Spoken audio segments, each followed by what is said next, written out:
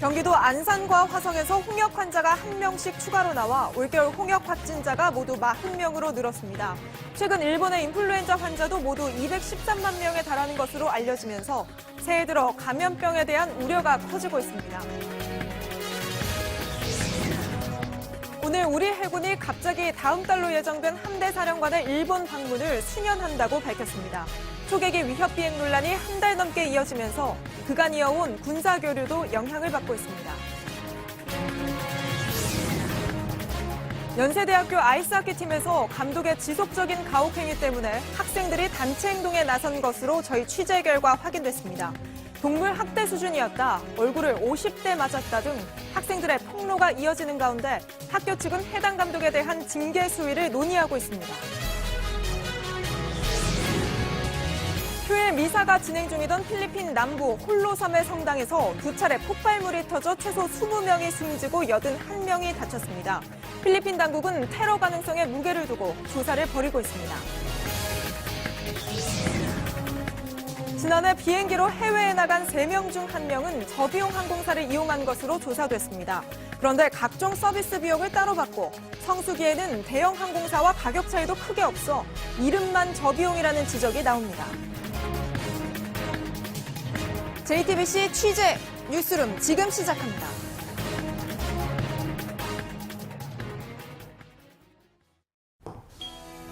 공기청정기가 도로 위로,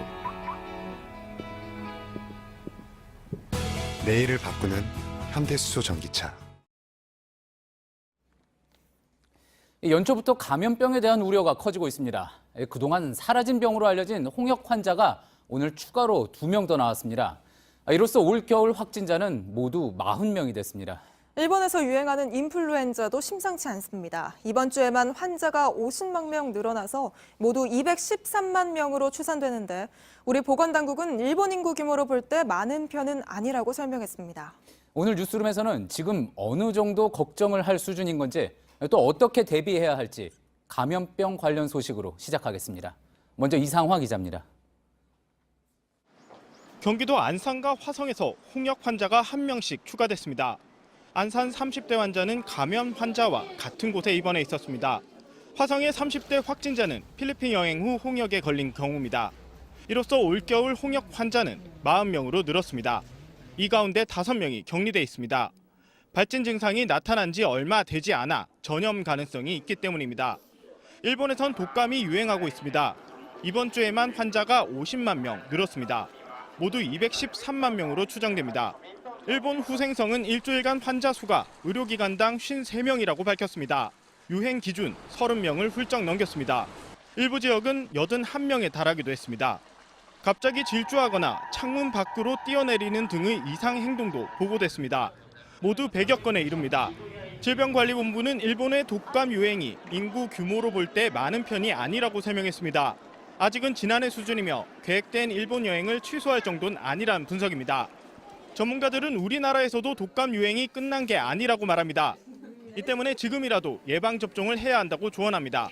JTBC 이상화입니다. 지금 긴 설 연휴를 앞두고 있어서 이동도 많을 거고 또 해외여행 계획하고 계시는 분들도 많아서 이 감염병에 대한 걱정 하시는 분들 많을 겁니다.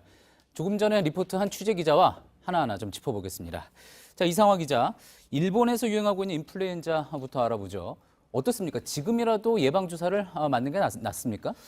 네, 앞서 리포트에서 전해드린 것처럼 국내의 독감 유행이 아직 끝나지 않았습니다. 꼭 일본 유행이 아니더라도 예방접종을 맞지 않았으면 하는 게 좋습니다. 예. 지금 나오고 있는 게 질병관리본부에서 매주 발표하는 독감 환자 수인데요. 감소 추세에 접어든 거는 맞지만 지금도 1000명당 23명으로 평상시보다는 높은 수준입니다. 예. 자, 그런데 지금 이제 우리 병원에 있는 백신으로도 지금 일본에서 유행하고 있는 인플루엔자를 예방을 할 수가 있는 겁니까? 네, 일본에서 유행하는 독감 바이러스와 국내에서 유행하는 독감이 다르지 않습니다. 예. 다시 말해서 우리나라에서 맞고 있는 백신으로도 충분히 예방을 할 수 있습니다. 좀 걱정을 하는 거는 최근 보도된 이상 행동 때문인데요. 이건 조금 다른 문제라고 볼 수 있습니다. 약물의 부작용 혹은 인플루엔자 자체가 뇌수막염이나 뇌증을 일으켜 일시적으로 이상 행동을 일으킨다는 분석이 나오긴 하는데요. 아직 의학적으로 밝혀진 건 아닌 상황입니다. 그렇군요. 자, 그러면 홍역의 경우는 어떻습니까? 이것도 당장 예방 주사를 맞는 게 좋겠습니까? 네, 일단 보건당국은 홍역이 전국적으로 다시 유행할 가능성은 없다고 보고 있습니다. 다만 집단 발생 지역의 경우에는 좀 다르게 봐야 됩니다. 지금 예. 같은 경우에는 경기도 안산과 대구 정도가 될 건데요. 이 경우에는 예방접종을 달리하도록 하고 있습니다. 가속 접종이라고 하는데요. 원래 아이의 경우 만 1살, 그러니까 예. 12개월 정도에 한 차례 맞고 그다음에 만 4세에서 6세 정도에 한 차례 맞아서 꼭 2번을 맞게 돼 있습니다. 이 경우를 좀 앞당겨서 맞도록 하고 있는 겁니다. 그렇군요. 성인들의 경우는 어떻습니까? 이 성인들의 경우에는 내가 어렸을 때 홍역 예방접종을 했는지 안 했는지 기억을 못하는 경우도 많잖아요. 네, 그렇습니다. 일단 40대 후반의 경우 홍역을 한 차례씩 앓은 것으로 보고 이미 면역력이 있는 것으로 봅니다. 예. 이 경우는 굳이 이제 예방접종을 더 맞을 필요가 없고요. 그다음에 97년 이후 출생자부터는 예. 예방접종을 2번씩 맞은 세대이기 때문에 아. 이 경우도 예방접종을 맞을 필요가 없다고 볼 수 있습니다. 다만 예. 20대에서 30대 같은 경우는 한 번만 맞은 경우가 있는 세대이기 때문에 예방접종을 필요한 사람은 좀 하도록 하고 있습니다. 예. 그런데 20, 30대에는 과거에 몇 차례 맞았는지 사실상 알기가 좀 힘듭니다. 아기 수첩 같은 데 기록이 돼 있을 수는 있지만 예. 찾기가 힘듭니다. 전산으로 기록이 돼 있지도 않고요. 면역 검사를 할 수도 있는데 복잡하기도 하고 그다음에 한 차례만 맞아도 한 90% 이상 면역력이 생기기 때문에 전문가들도 권하진 않습니다. 때문에 다만 전문가들이 20대에서 30대의 경우 홍역 유행 국가로 떠나거나 집단 발생 지역에 거주하는 경우만 과거 접종 여부와 상관없이 한 번 더 접종하도록 권하고 있습니다. 예, 그러니까 굳이 돈 들여서 접종을 했는지 안 했는지 검사받을 필요는 없고 만약에 걱정이 되면 그냥 한 번 더 예방접종을 받아라. 그런 이야기군요. 그렇습니다. 예, 그런데 이 부분도 궁금합니다. 우리나라 이제 홍역 퇴치 국가라고 인증까지 받았는데 왜 다시 유행을 하는 겁니까? 네, 홍역 퇴치 국가 인증이라는 게 우리나라에서 홍역이 이제 걸리지 않게 됐다는 뜻은 아닙니다. 예. 우리나라에서 토착적으로 생기는 홍역 바이러스가 없다는 뜻인데요. 실제 이제 지금 홍역 유행도 해외에서 홍역이 걸려서 국내에서 전파되는 경우가 대부분입니다. 때문에 해외로 나가는 경우에 해당 국가의 감염병 정보 등을 좀 확인하고 나갈 필요가 있어 보입니다. 예, 잘 들었습니다. 이상화 기자였습니다. 네, 다음 소식입니다. 오늘 우리 해군이 다음 달로 예정된 함대 사령관의 일본 방문을 수년한다고 밝혔습니다. 네, 어제 일본의 해상자위대가 오는 4월 예정된 부산 방문을 재검토한다는 보도 이후에 나온 결정입니다. 지난해 제주 군함식 당시 우길기 계약 문제가 불거졌을 때도 양국이 군사교류는 지속한다고 이야기했었죠. 일본 초계기로 시작된 이번 갈등은 좀 더 심각해지는 모습입니다. 이희정 기자입니다.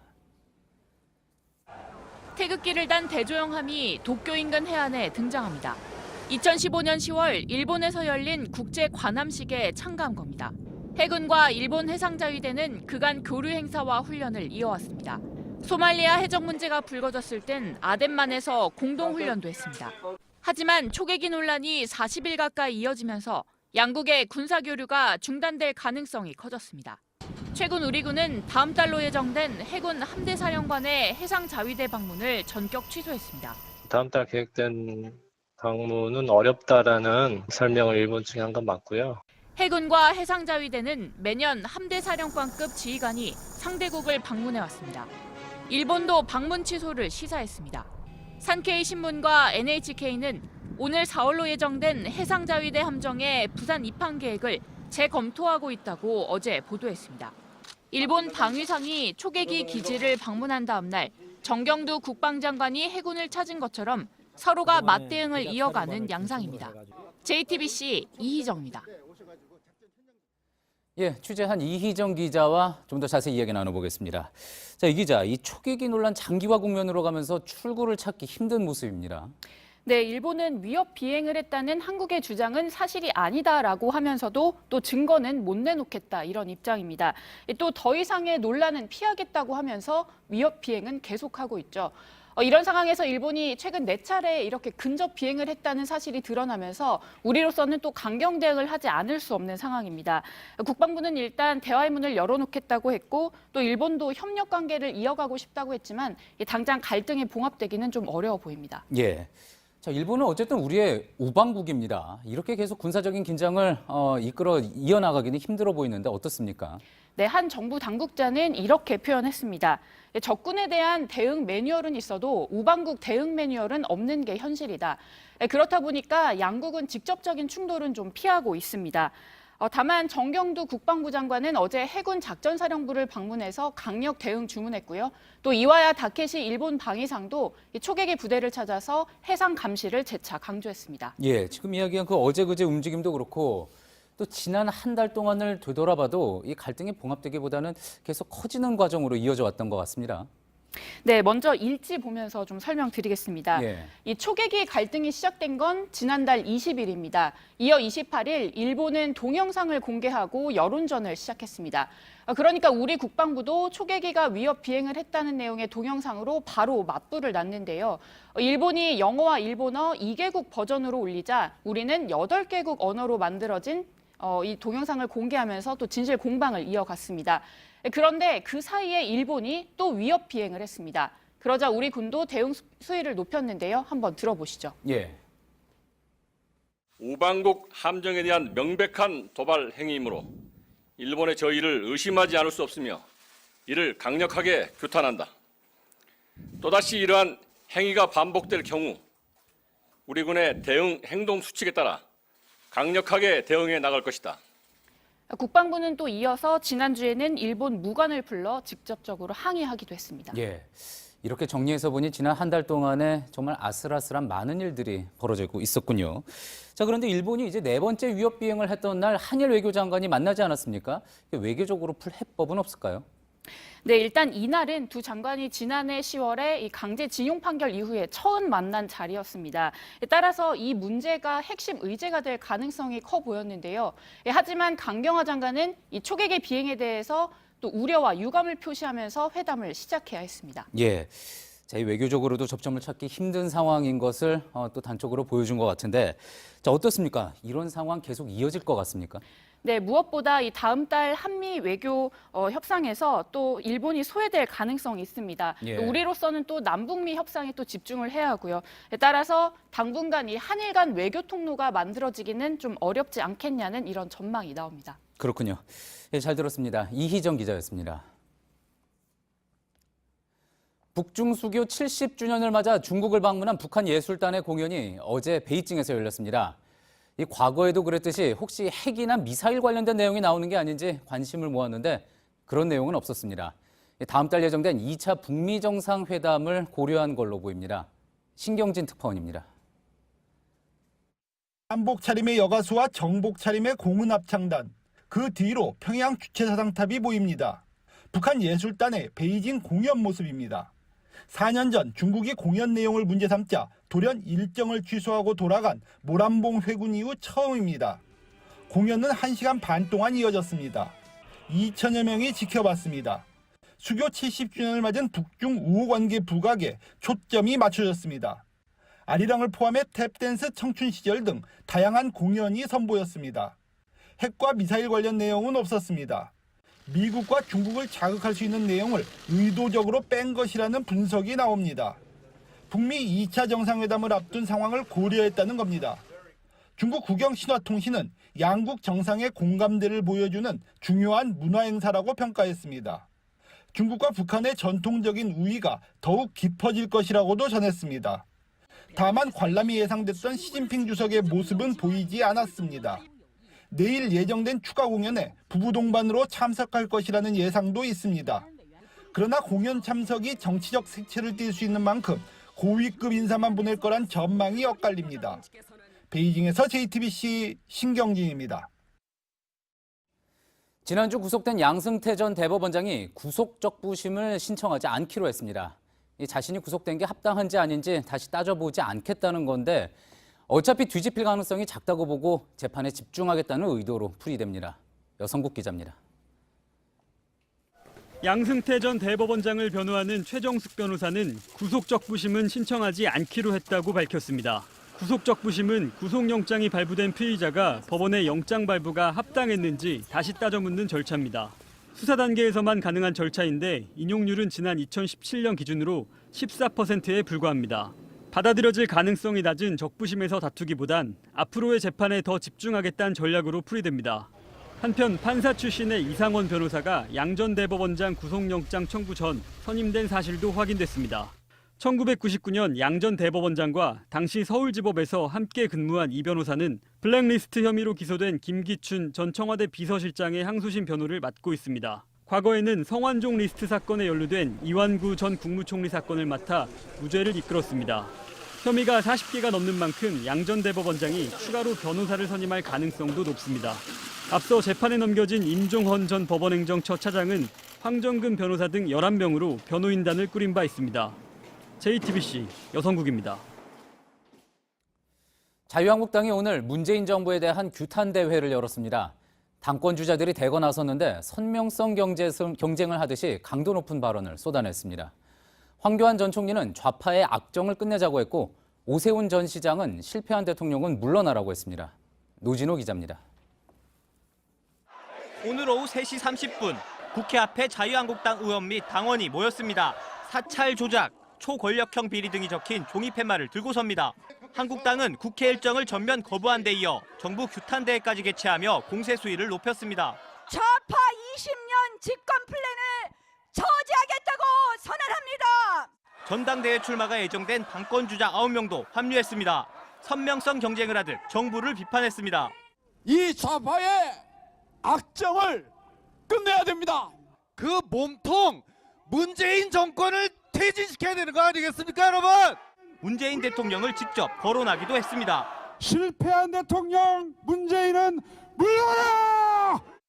문재인 대통령은 무능한 대통령입니다, 여러분! 좌파 독재가 히틀러, 나치즘 독재를 닮아가고 문재인이 문제다!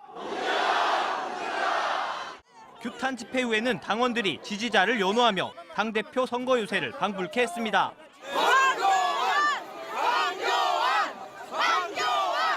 오 시장님 당 좀 살려주세요. 대한민국 좀 살려주세요. 알겠습니다. 열심히 하겠습니다. 한국당은 조혜주 중앙선관위원 임명 철회와 각종 의혹 특검 등의 여당이 응할 때까지 국회 의사 일정을 거부하겠다는 입장입니다. 더불어민주당은 대변인 논평을 통해 내년에 있을 선거 욕심에만 몰두하는 그들의 가짜 단식, 가짜 농성에 표를 줄 국민은 없다고 한국당을 비판했습니다. JTBC 노진호입니다.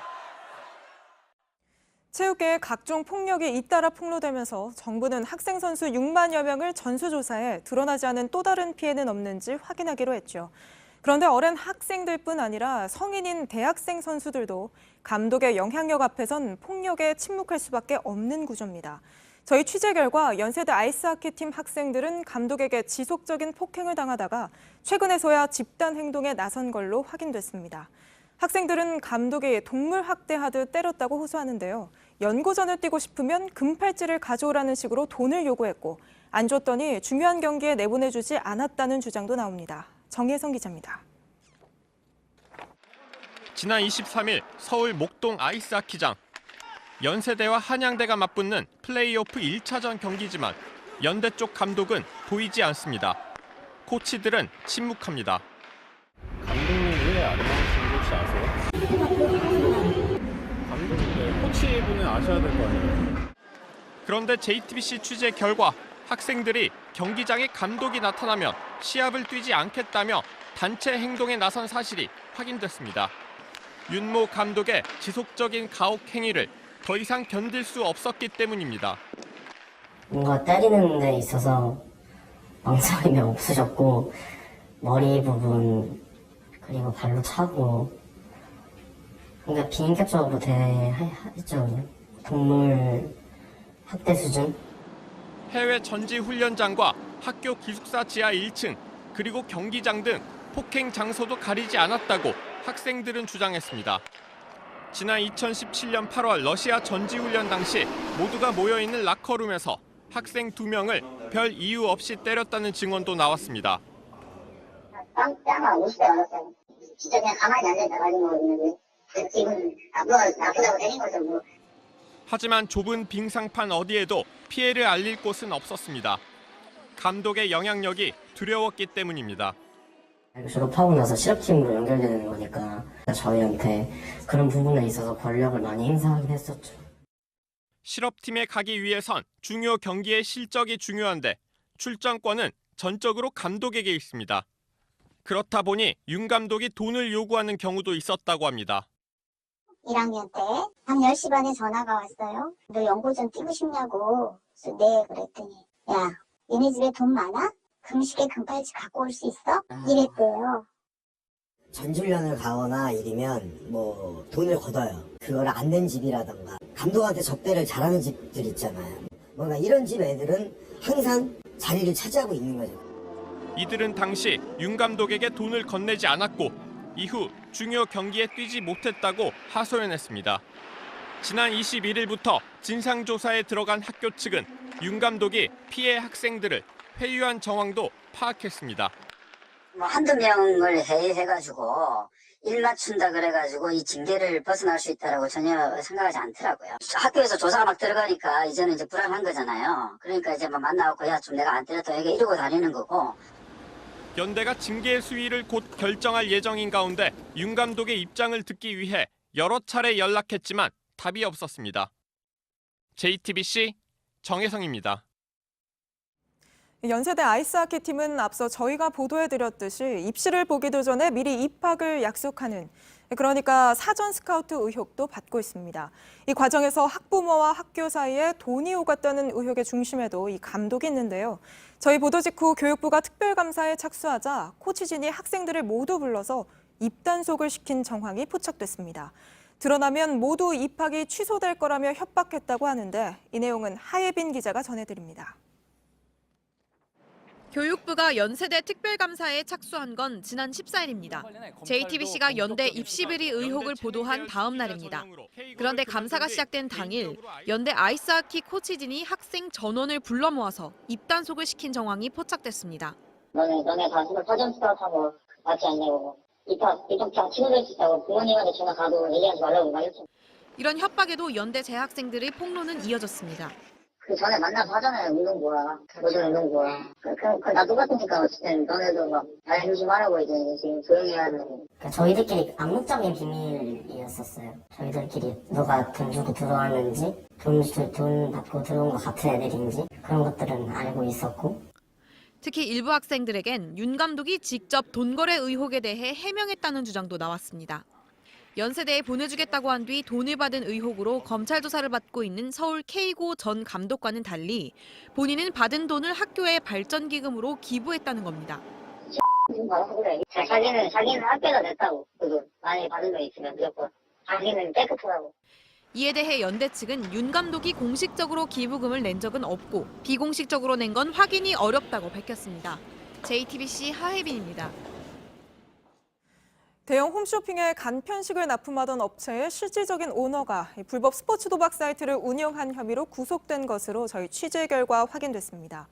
2년 전쯤 필리핀에서 2천억 원대 규모의 사이트를 운영한 걸로 파악이 되는데요.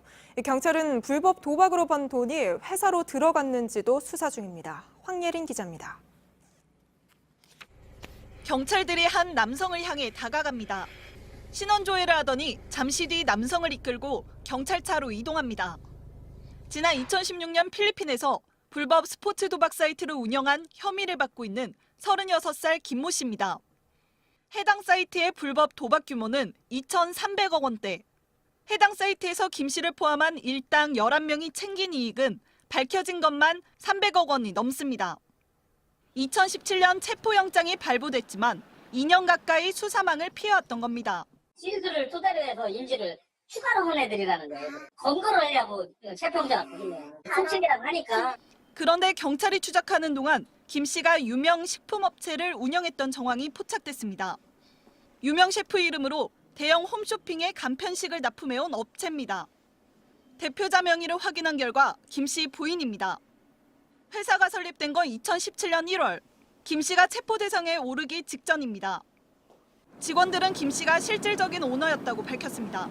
양수도의 어떤 대금을 그걸 투자금이라고 봤을 때 상당히 맞다고 저는 생각을 하고요. 김 씨가 회사 비용 대부분을 현금으로 결제했다는 증언도 있습니다. 쇼핑백에 5만 원권 현찰로만 갖고 왔어요. 13억을 갖고 왔어요. 무슨 돈이야라고 물어는 봤죠. 근데 이제 자세히 얘기는 안 하더라고요. 그냥 힘이 먹고 그냥 말하고. 업체 측은 김 씨가 정상적인 자금으로 운영했다고 주장했습니다. 집을 이사를 하시면서 줄여가지고 거기에 대한 차입금을 내주신 것도 있으신데 그것도 불법이라고는. 김 씨가 도박 사이트 운영을 도왔을 뿐이라는 겁니다. 저희 남편이 거기를 뭐 본인이 해서 했던 그런 게 아니라요. 그냥 잡일을 했었다고 제가 얘기를 들었거든요. 경찰은 김 씨를 불법 도박 사이트 실질적인 운영자로 보고 지난 25일 검찰에 기소 의견으로 송치했습니다. 자신의 이름을 빌려준 셰프는 김 씨는 알았지만 도박 사이트를 운영했는지는 몰랐다고 해명했습니다. 저는 한 3-4번 정도 만났고요. 만약에 제가 그거를 알았다면 벌써 난리가 났겠죠. 경찰은 업체 운영 자금이 도박 사이트에서 흘러갔는지도 수사 중입니다. JTBC 황예린입니다. 지문인식으로 출퇴근 시간을 기록하는 곳이 적지 않죠. 그런데 시간 외 수당을 관리하기 위해서 노동자들에게 지문인식을 강요하는 건 인권 침해라는 국가인권위원회의 판단이 나왔습니다. 지문은 민감한 생체 정보니까 다른 수단을 마련하라는 건데요. 반발도 만만치 않습니다. 최승기 기자입니다. 인천시가 사회복지시설마다 지문인식기를 꼭 설치하게 한 건 2016년부터입니다. 지문인식기를 통한 출퇴근 기록을 근거로 시간 외 수당을 주겠다는 겁니다. 그러자 시가 노동자의 인권을 침해하고 잠재적 범죄자로 취급한다면서 한 시민단체가 인권위에 진정을 했습니다. 그 결론이 약 3년 만인 오늘 나온 겁니다. 인권위는 인천시와 복지부가 개인정보 자기결정권을 침해했다고 봤습니다. 지문을 등록하기 전에 동의를 받긴 하지만 사실상 다른 방법이 없기 때문에 강제로 등록하게 만든 셈이라는 겁니다. 특히 지문은 민감한 생체 정보이기 때문에 더 조심스럽게 다뤄야 한다고 강조했습니다. 또 스마트 신분증이나 컴퓨터 로그인 방식 등 출퇴근 기록을 확인할 다른 수단을 마련하라고 권고했습니다. 하지만 인천시는 이 권고를 받아들이지 않겠다는 입장입니다. 지문인식기로 확인하지 않으면 출퇴근 시간을 조작해 수당을 받아갈 수도 있다는 겁니다. 인권위는 실리콘에 지문을 복제해서 조작한 경우도 있다면서 지문인식기만이 최선은 아니라고 강조했습니다. JTBC 최승기입니다.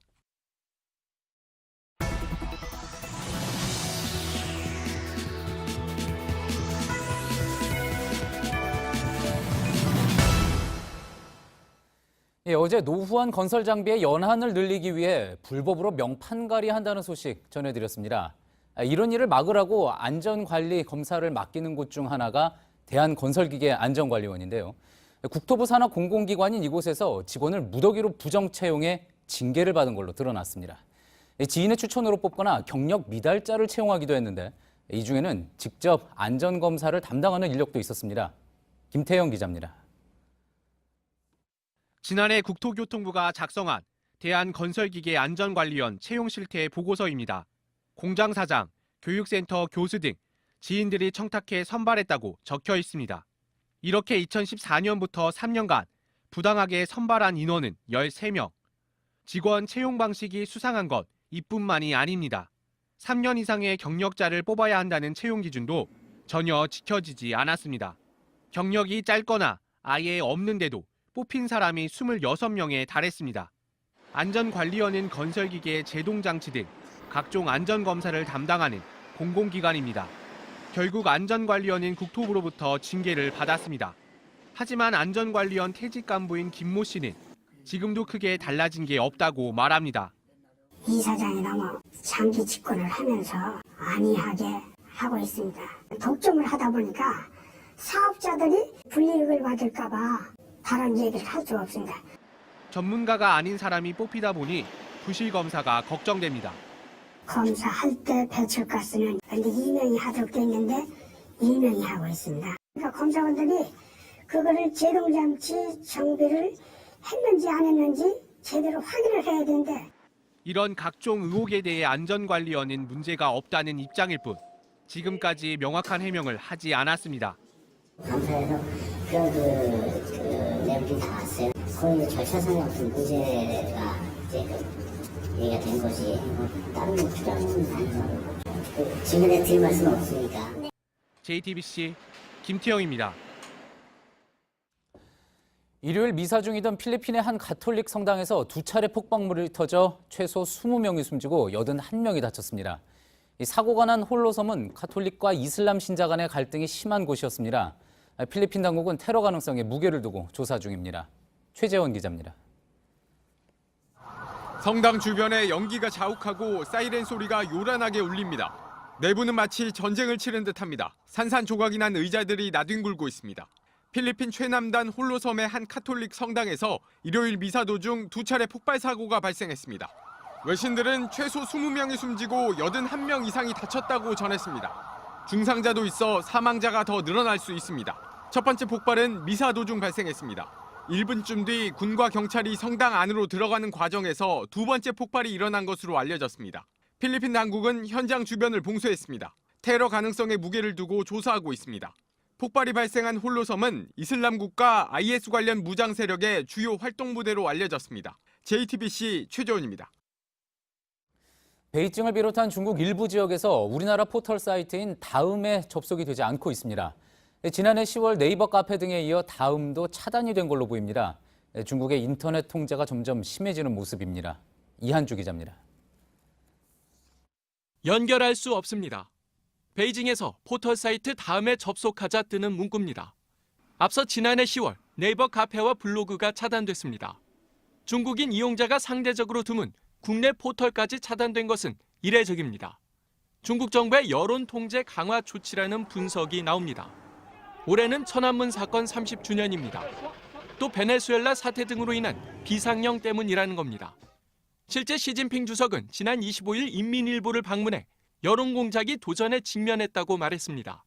이어 신기술 변화를 좇아 선전 효과의 극대화, 최적화를 이뤄야 한다고 강조했습니다. VPN, 즉 인터넷 우회 접속 프로그램에 대한 단속도 강화됐습니다. 판매자뿐만 아니라 이용자로까지 처벌 대상이 확대됐습니다. 홍콩 사우스차이나 모닝포스트는 중국 정부가 올해만 700만 건이 넘는 인터넷 게시물을 지웠다고 보도했습니다. 스마트폰의 9천여 개도 강제로 삭제했다고 전했습니다. JTBC 이한주입니다. 지난해 비행기로 해외를 오간 3명 중 1명은 저비용 항공사를 이용한 것으로 나타났습니다. 그런데 이 저비용 항공사, 진짜 저비용인지는 꼼꼼히 따져봐야 할 것 같습니다. 저희가 이번 설 연휴 항공권 가격을 비교해보니까 어떤 건 대형 항공사가 더 싼 것도 있었습니다. 이태경 기자입니다. 탑승 수속을 하려는 승객들이 이처럼 저비용 항공사 카운터에 줄을 서 있습니다. 이용자가 늘면서 지난해 저비용 항공사를 통해 해외를 오간 이들은 1년 전보다 23.5% 늘었습니다. 4.7% 늘어난 대형 항공사와 비교하면 5배 이상 높은 증가율입니다. 이렇다 보니 저비용 항공사의 국제선 점유율은 4년 만에 약 3배로 늘었습니다. 승객 3명당 1명꼴입니다. 저비용 항공사가 최근 몇 년 새 중국과 일본, 동남아 등 가까운 해외여행 노선을 크게 늘렸기 때문입니다. 방콕이요. 진에어 타고 가요. 최저가 비교했을 때 제일 싸더라고요. 하지만 여행객이 몰리는 명절 연휴나 휴가철엔 대형 항공사와 값 차이가 크게 나지 않는다는 불만도 나옵니다. 이번 설 연휴 때 항공권 가격을 비교해봤습니다. 인천에서 홍콩까지 왕복 항공권은 대형 항공사보다 불과 6만 원 쌉니다. 도쿄 왕복표는 대형 항공사가 더 싼 경우도 있습니다.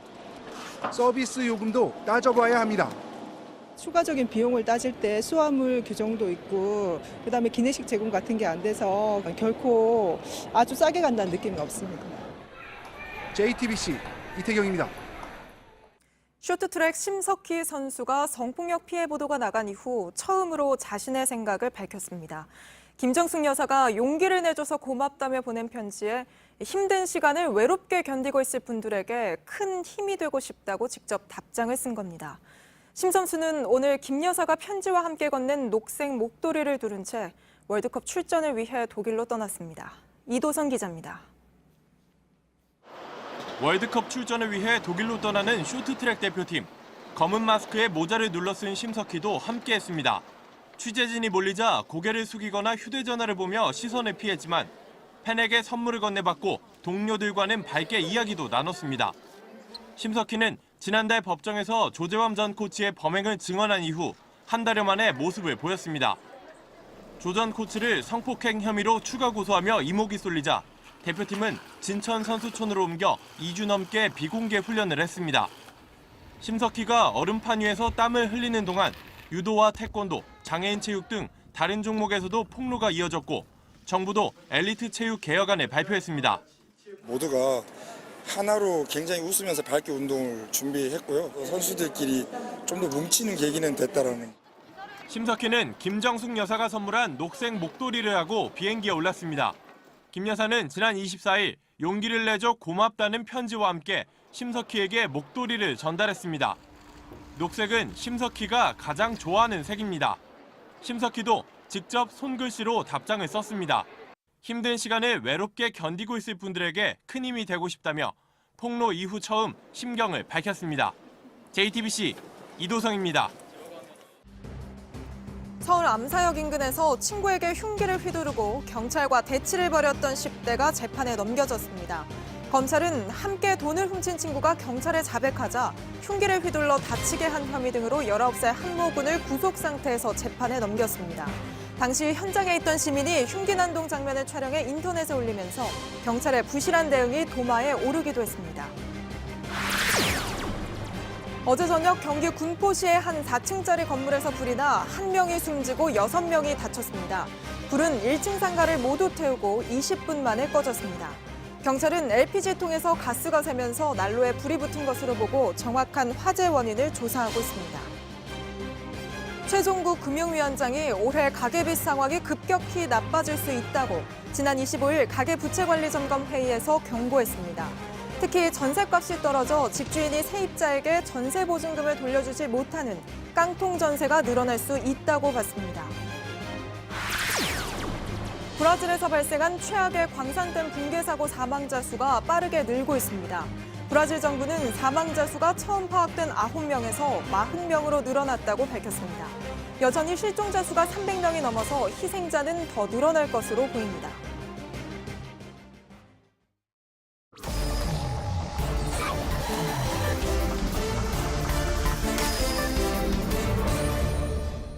예, 비하인드 뉴스 시간입니다. 안지현 기자가 나와 있습니다.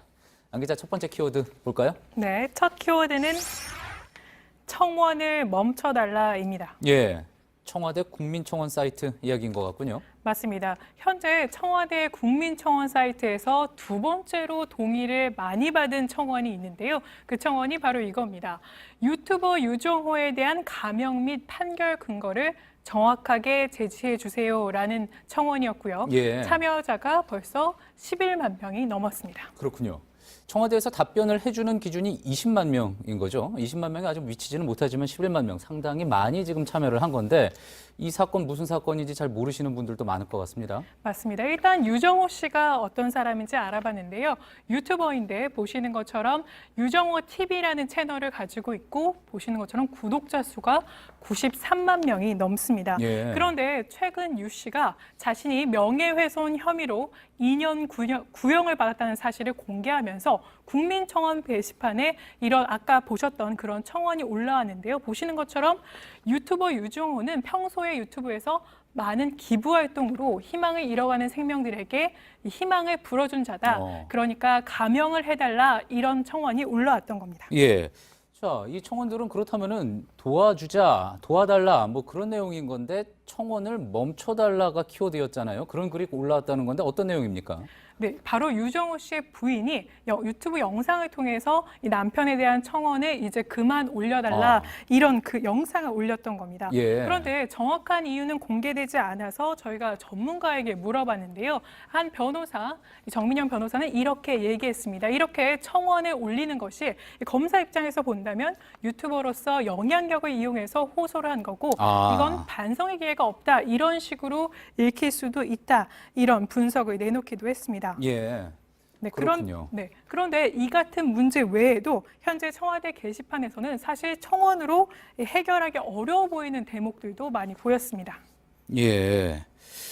자, 그렇군요. 그 재판 중인 뭐 사안에 대해서 청원이 뭐 20만 명이 넘는다고 해서 청와대가 이제 답변하기 힘들 수도 있는 거잖아요. 맞습니다. 이 사안에 대해서도 사실 20만 명이 넘는다고 해도 답변하기 어려운 상황인데요. 청와대는 과거에도 재판 중인 상황에 대해서 재판이 진행 중인 사안이라 저희가 언급하기 어렵다 이런 답변을 내놓았고요. 그래서 앞서 말씀드렸다시피 이런 문제 외에도 현재 청와대 게시판에는 이 해결하기 어려운 청원들이 굉장히 많이 있었습니다. 아마도 독특한 청원들을 이야기하는 것 같은데 예를 들어 어떤 내용이 있었습니까? 네, 저희가 몇 가지 가져와 봤는데요. 한번 보시겠습니다. 예.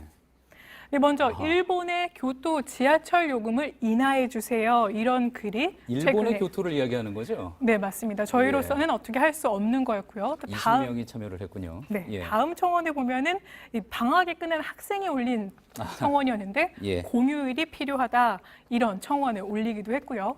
또 마지막 청원에 보면 최근 인기 있는 스카이캐슬은 현대판 파우스트 같다 이런 감상평을 청원으로 올리기도 했습니다. 예, 그래도 한 명이 참여를 했습니다. 예. 자, 그렇다 보니까 이제 청원대에서도 이런 청원 공개 방식이나 답변 요건 좀 변화해야 한다는 이야기 나오고 있는데 뭐 그럴 수 있을 것 같습니다. 예, 다음 키워드로 한번 가볼까요? 네, 다음 키워드는 루머를 멈춰달라입니다. 예, 첫 번째 키워드였던 청원을 멈춰달라에 이어서 두 번째는 루머군요. 네, 맞습니다. 뒤에 보이는 사진이 초계기 사진인데 최근 이 사건과 관련해서 우리 정부가 제시한 사진이 조작된 거다. 이런 글이 온라인상에서 퍼지고 있습니다. 예. 자, 그 국방부가 제시한 사진에서 해수면이 보이지 않는다. 그러니까 초계기 근접 비행의 근거가 될 수 없다. 이런 문제 제기가 일본에서 있었던 거였잖아요. 뭐 이와 관련돼서 나온 이야기입니까? 어떤 부분이 조작됐다는 주장인 거죠? 네, 그런 부분을 포함해서 일본 정치인이 한번 그 억측을 내놓은 게 있었는데요. 저희가 가져와 봤습니다.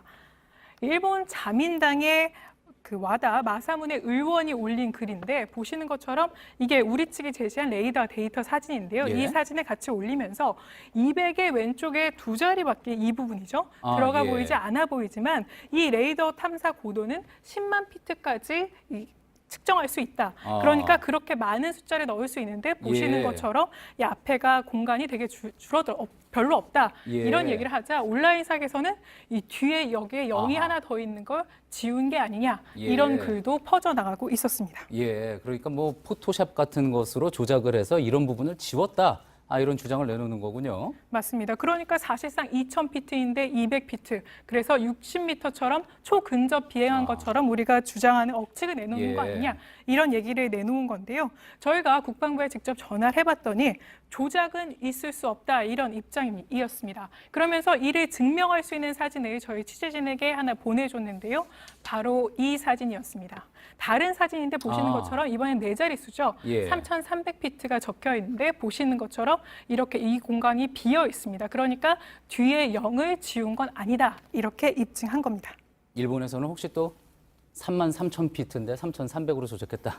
이렇게까지 또 우길 수도 있겠군요. 자, 해수면 문제. 이 부분에 대해서는 그러면은 사진에 해수면이 보이지 않는다는 문제에 대해서는 더 이상 이야기가 나오지 않고 있습니까? 어떻습니까? 아니었습니다. 그 부분에 대해서도 계속된 억측이 나오고 있었는데요. 이번에는 일본의 군사 평론가가 한 말입니다. 보시는 것처럼 한국 측 주장대로 60m라고 한다면 초계기 아래에 회수면이 찍혀야 된다라고 하면서 계속해서 주장을 하고 있는 건데요. 예. 이 주장을 하면서 마찬가지로 온라인상에서는 또 다른 사진들이 올라와 있었는데 바로 이 사진입니다.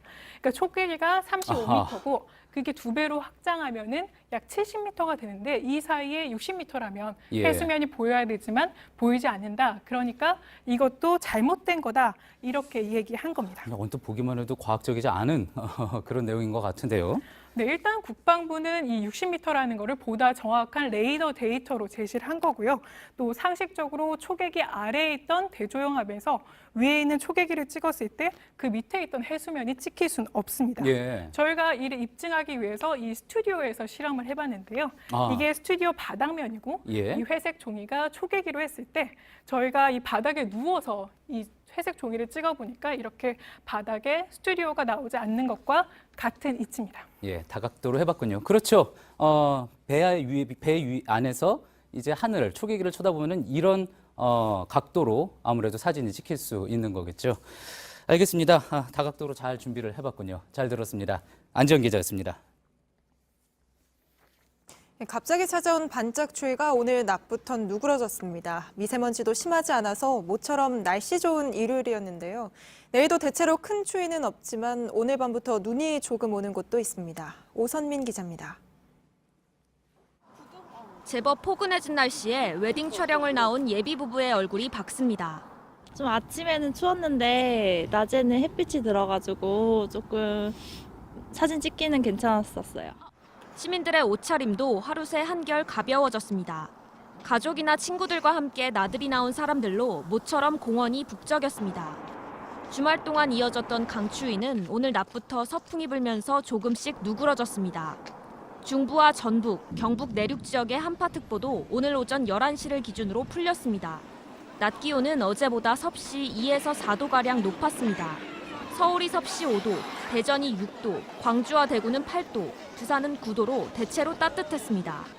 충북 지역을 제외하곤 미세먼지 농도도 전국이 보통 수준이었습니다. 내일도 큰 추위는 없겠습니다. 아침 최저 기온은 서울이 0도, 강릉과 부산이 섭씨 2도, 대구가 영하 1도로 예상됩니다. 하지만 중부와 전북, 경북 일부 지역에선 오늘 밤부터 가벼운 눈발이 날리겠습니다. JTBC 오선민입니다. JTBC 뉴스룸, 저희가 오늘 준비한 소식은 여기까지입니다. 시청해주신 여러분 고맙습니다.